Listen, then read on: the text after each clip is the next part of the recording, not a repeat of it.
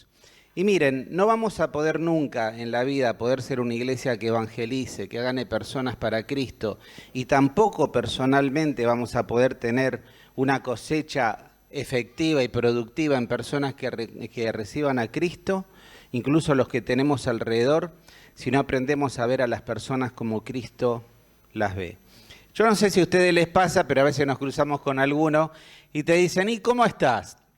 ¿Bien? ¿Todo bien? Y vos decís, sí, bien, todo bien. Pero como un hermano me llamaba por teléfono y me dice, ¿cómo andas, Carlos? Le digo, mira, bien. Ahora, si tenés tiempo, te cuento. Y es así. Cada uno, cada persona con la cual nos conectamos y nos cruzamos y le preguntamos cómo estás, porque es un saludo correcto, protocolar, y te dicen, sí, estoy bien, quizás en el fondo de su corazón no es una realidad. Porque todos cargamos con frustraciones, con dolores, con heridas. Cuanto más crecemos, más acumulamos. Y cuando profundizamos en la realidad de cada persona, quizás hay situaciones muy difíciles. Ahora nosotros lógicamente vemos a las personas exteriormente, pero el Señor tiene una mirada que nosotros no tenemos. El Señor mira los corazones, profundiza su mirada y ve la realidad que estamos viviendo cada uno de nosotros. Y yo quisiera que aprendamos 3 lecciones que el Señor dio a sus discípulos y que quedaron grabadas en el libro, en su palabra, y que fueron también un ejemplo incluso para organizaciones, diferentes organizaciones sociales, filantrópicas y demás. Y vamos a abrir nuestra Biblia en el capítulo 6 del Evangelio según San Marcos. Y vamos a tratar de ver cómo veía el Señor a las personas. Y vamos a tratar de entender un poco y tratar de ser desafiados a mirar a las personas como el Señor Jesús las ve. Y leemos allí en el Evangelio según San Marcos, capítulo 6, un relato que, como les dije, es muy conocido. Y es la alimentación de 5.000 personas, mucho más porque no están sumadas los niños ni las mujeres. Y dice así el verso 30 del capítulo 6 de Marcos, vamos a ir viéndolo, comentándolo, y ustedes seguramente lo conocen de memoria. Entonces los apóstoles se juntaron con Jesús y le contaron todo lo que habían hecho y lo que habían enseñado. Venían de desarrollar tareas evangelísticas, milagros, maravillas. Y entonces en el verso 31 el Señor les dice, venid vosotros aparte a un lugar desierto y descansad un poco. Dice, porque eran muchos los que iban y venían de manera que ni aún tenían tiempo para comer. Entonces dice el verso 32, se fueron solos a una barca a un lugar desierto. Vemos la actividad de los discípulos, habían sido enviados a evangelizar, a predicar las buenas nuevas de salvación, pero también a realizar milagros. Dice que tanta era la gente asistida y tanta la gente que venía a ellos que no habían tenido tiempo ni de comer. Entonces el Señor dice, miren, vamos a detenernos un poco, vengan conmigo, vamos a un lugar aparte y podamos descansar un poco. Pero dice que sucedió algo en el verso 33. Dice que muchos lo vieron a dónde fueron, y los reconocieron y reconocieron al Maestro, a Jesús. Y muchos fueron allá a pie desde las ciudades y llegaron antes que ellos y se juntaron a él. Y dice el verso 34, y salió Jesús y vio una gran multitud y tuvo compasión de ellos porque eran como ovejas que no tenían pastor. Y comenzó a enseñarles muchas cosas. Y la primera lección que aprendemos y que aprendieron los discípulos es una lección de compasión. Compasión. El Señor miraba a las personas con un corazón compasivo. Literalmente es sentir con las entrañas. El Señor Jesús no podía mirar para otro lado, no podía ser afectado por la realidad de las personas. Otros podrían decir, bueno, vamos, después los atendemos, vamos a tomarnos un tiempo. O decir, pero esta gente también no bastó con lo que hicimos que todavía nos siguen. Vamos a descansar. Era lícito, sí, tenían que descansar, estaban cansados, agotados. Pero el Señor Jesús, cuando vio a esa gente, las miró con compasión. La miró como ovejas que no tenían pastor. Y esa es la forma que el Señor ve a las personas. Y yo quisiera, hermanos, que si queremos hablar de evangelismo, de evangelización, de amor por las personas, por las almas, tenemos que empezar a ver a las personas como Cristo las ve. Y saben, les soy sincero, esto me molesta. Me molesta porque siento que estoy tan lejos de ver a las personas como Cristo la ve. Porque si no, estos bancos tendrían que estar repletos. Porque no estamos llegando a las personas ni viéndolas como Cristo las ve. Dice que las veía, y no veía solo personas que venían buscando milagros, que hagan maravillas.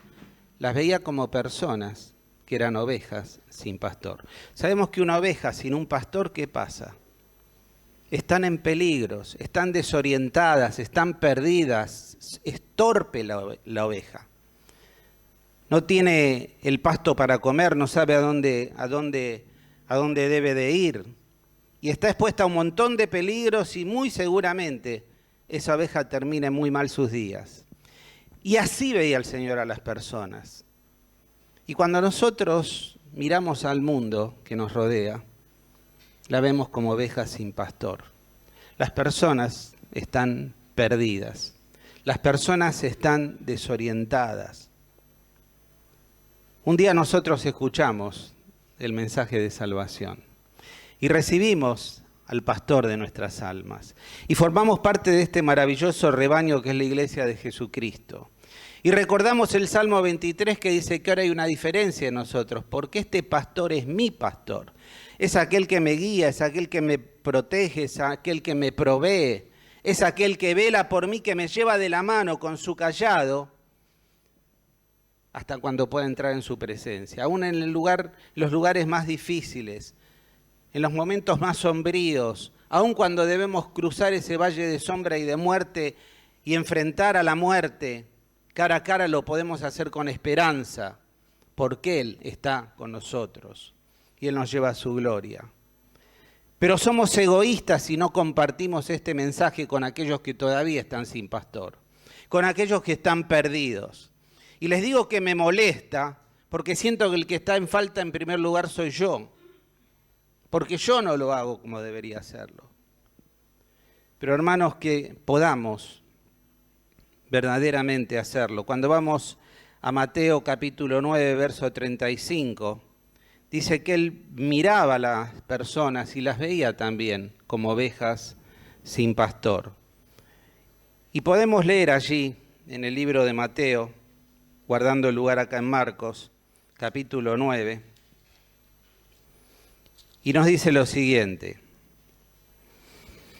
recorría Jesús todas las ciudades y aldeas enseñando en las sinagogas de ellos. ¿Y qué estaba haciendo Jesús? Predicaba el evangelio, sanaba toda, no alguna, toda enfermedad y toda dolencia en el pueblo.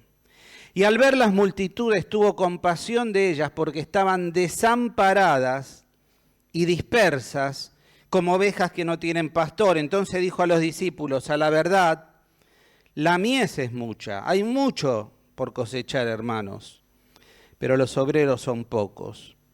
Rueguen pues al Señor de la mies que mueva nuestros corazones para que nosotros podamos ser esos obreros que vayamos a cosechar hombres y mujeres para Cristo. Ese es un agregado mío. Dice, porque estaban desamparadas y dispersas.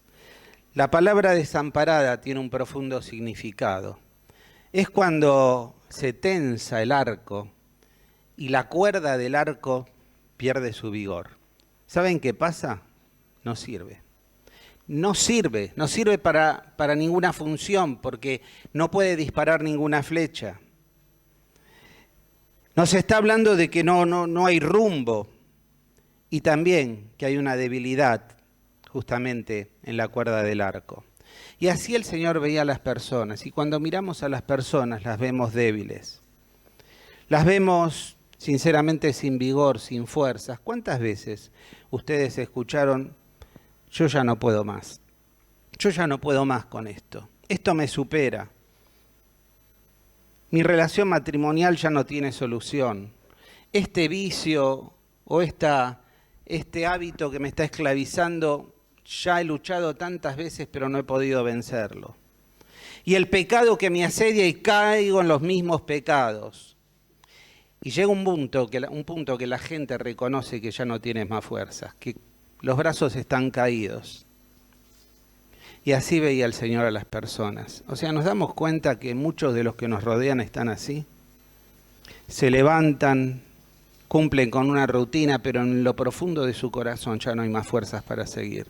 No hay más fuerzas para luchar. Están entregados a una situación familiar que los desborda. Están entregados quizás a alguna adicción que los tiene atados. Y el Señor los está mirando. Y te pide a vos y a mí que lo veamos de esta misma forma. Pero también dice que los veía dispersos. Y dispersos nos habla de una persona que está quebrada, de una sensación de ahogo. Ese sería el significado de esta palabra en griego.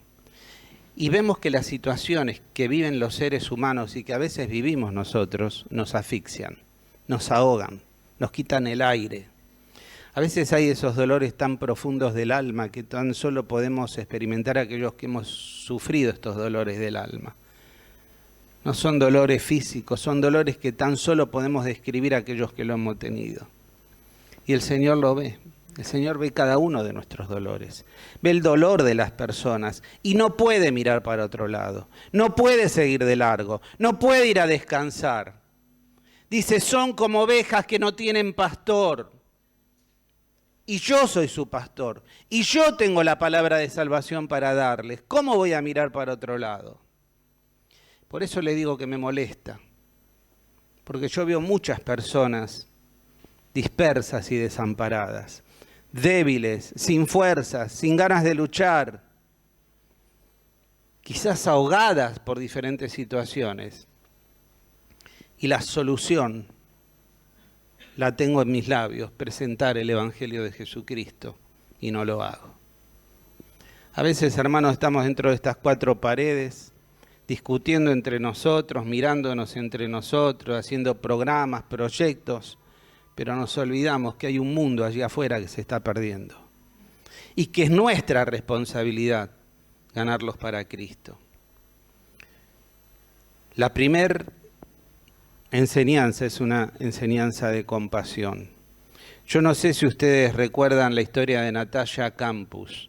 Natalia Campus fue una chica austríaca que fue raptada a los 8 años, tuvo una difusión a nivel mundial.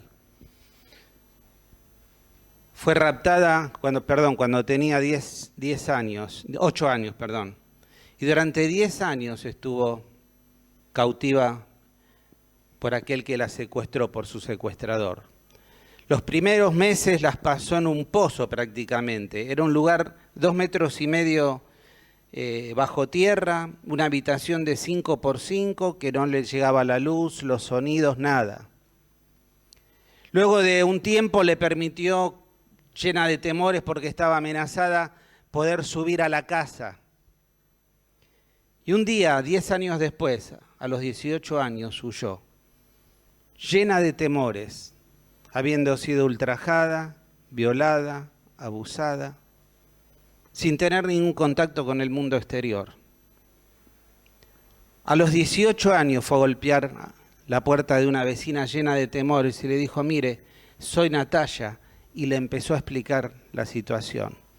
Sabemos que la persona fue aprehendida, sabemos que ella volvió con sus padres, tuvo que tener mucho tiempo de terapia y rehabilitación, pero hay una frase que me quedó, que esta mujer expresó en una de las entrevistas. Dice, el día que me secuestraron, me robaron la niñez. El día que me secuestraron, me robaron la niñez. ¿Y saben por qué me llama la atención? Porque este ejemplo es el ejemplo de tantas personas a las cuales el pecado y el enemigo y esta sociedad les ha robado la niñez.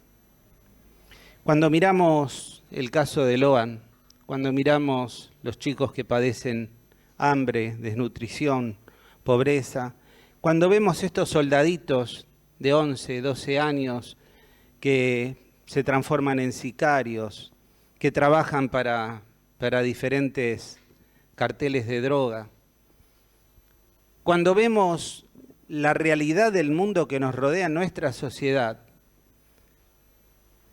digo, Señor, dame compasión. Por eso estoy tan contento que los chicos hayan ido al campamento del APEN.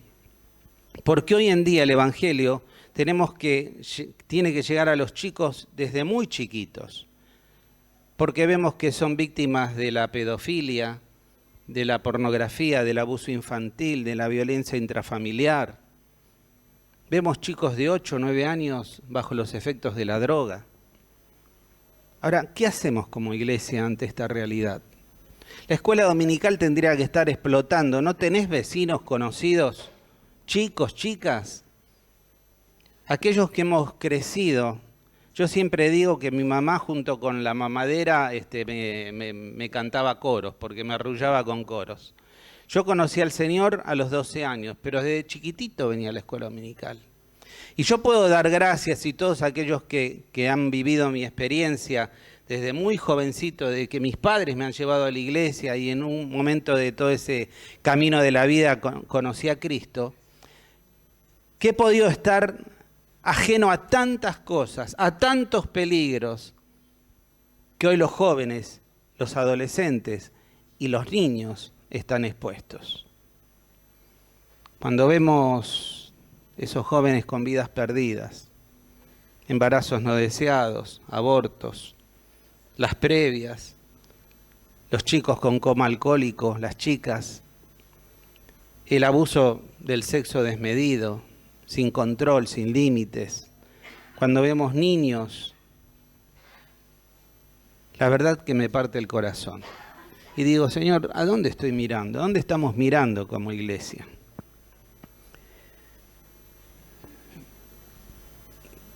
El Señor no era así como nosotros. El Señor tenía compasión. Y el Señor miraba a las personas. Y cuando yo veo a los niños, digo, desde chiquito hay que enseñarles el Evangelio. Porque cada vez el pecado hace estragos en la vida de los chicos más y más y más jóvenes. Y hoy nos encontramos con niños que nos sorprenden con sus comentarios, con sus apreciaciones. Tienen acceso a las redes y chiquitos queman etapas viendo imágenes y situaciones que no tendrían que ver. Y viven en la casa situaciones que no tendrían que vivir. Y nosotros tenemos el remedio, nosotros tenemos la cura, el Evangelio de Jesucristo. En segundo lugar, no solo le dio una lección de compasión, de cómo miraba el Señor a las personas, sino también de comisión. Dice el verso 35, cuando ya era muy avanzada la hora, sus discípulos se acercaron a él diciendo, el lugar es desierto y la hora avanzada. Despedilos para que vayan a los campos y a las aldeas de alrededor y compren pan, pues no tienen qué comer. Respondiendo el Señor, yo imagino la cara de los discípulos, ¿no? Les dijo, dadles vosotros de comer. Ustedes me vienen con un planteo, miren, están con hambre, ya es tarde, mándalos cada uno a su casa, las aldeas eran lejanas. Y el Señor le dice, no, denle ustedes de comer. De ustedes es la responsabilidad. Y él dice, pero Señor, estamos hablando de 200 días de salario, tendríamos que juntar para poder alimentar a la multitud. El Señor le dijo, denles ustedes de comer. Y creo que esa es la gran responsabilidad, porque no solo tenemos el hecho de la compasión, de mirar a las personas como el Señor las ve y que mueva nuestro corazón, sino también de comisión. ¿Se acuerda la gran comisión? Ir por todo el mundo y predicar el Evangelio. ¿A quién se lo dice? ¿A los ángeles? No, a vos y a mí, a la iglesia de Jesucristo. La misión es una responsabilidad de cada iglesia y de cada miembro. Ir por todo el mundo, mientras que transito, cuando voy a la verdulería, cuando voy a la escuela, cuando voy a la facultad, cuando salgo en mi trabajo, tengo que estar predicando el Evangelio, con mi vida y con mis palabras. Denle ustedes de comer. ¿Qué esperan? ¿Que baje un ángel del cielo? ¿Van a buscar un evangelista para que le hable a un vecino o a tu familiar o a tu hijo? No. Dios puso a tu compañero de trabajo para que le prediques vos. Puso a tu familia para que la lleves vos a Cristo. Puso a tus vecinos. Míralos como el Señor los ve y decirle, Señor, ¿por qué me pusiste este vecino enfrente? ¿Por qué me pusiste este compañero de trabajo aquí? Vos le tenés que dar de comer. La misión es ir y predicar el Evangelio. La visión es muy distinta. La misión es general, la visión es particular. Como iglesia tenemos todas las iglesias de toda la faz de la tierra, las iglesias locales la misma misión, ir y predicar. Pero la visión es particular de cada iglesia. Y le dijo, miren, hagan una cosa, y en medio del desconcierto de los discípulos, háganlo sentar de 50 en 50. Y eso me habla de una estrategia para la alimentación. Lo que tenemos que orar y pensar es cómo poder llegar como iglesia y como personas a los perdidos. La otra vez me decía un hermano, ¿cómo hago? Tengo un matrimonio así, no sé cómo llegar con el Evangelio, no sé en qué momento, no quiero que se molesten. Mira, en primer lugar está bueno porque vos estás viendo con los ojos de Jesús. En segundo lugar, sentís el peso de la comisión. Pero la estrategia te la da el Señor. Decirle, Señor, yo quiero predicarle a esta persona, vos la pusiste en mi camino. Dame las palabras, dame el momento, dame la circunstancia. Y si oramos y oramos por esa persona y pedimos por esa persona, el Señor va a dar el momento para que se abra y para que sintamos en nuestro corazón, este es el momento. Este es el momento. No hay corazones duros. A veces dicen, no, el barrio es duro, las personas son duras. No, los duros somos nosotros. Tenemos un corazón de piedra. La gente está esperando el Evangelio. El Evangelio es poder de Dios. Es el martillo que quebranta la roca. Lo que pasa es que nosotros tenemos el martillo adentro de la caja de herramientas. Denles ustedes de comer. Y la tercera y última enseñanza que les dio. Dice, le dijo el verso 38, ¿cuántos panes tenéis? Id y vedlo. Y le dijeron 5 y 2 panes. 5 y 2 peces, perdón. 5 y 2 peces. Entonces tomó los 5 panes, los 2 peces, levantó los ojos al cielo. Parece tan sencillo, ¿no? Bendijo, partió los panes y dio a sus discípulos para que los pusiesen delante.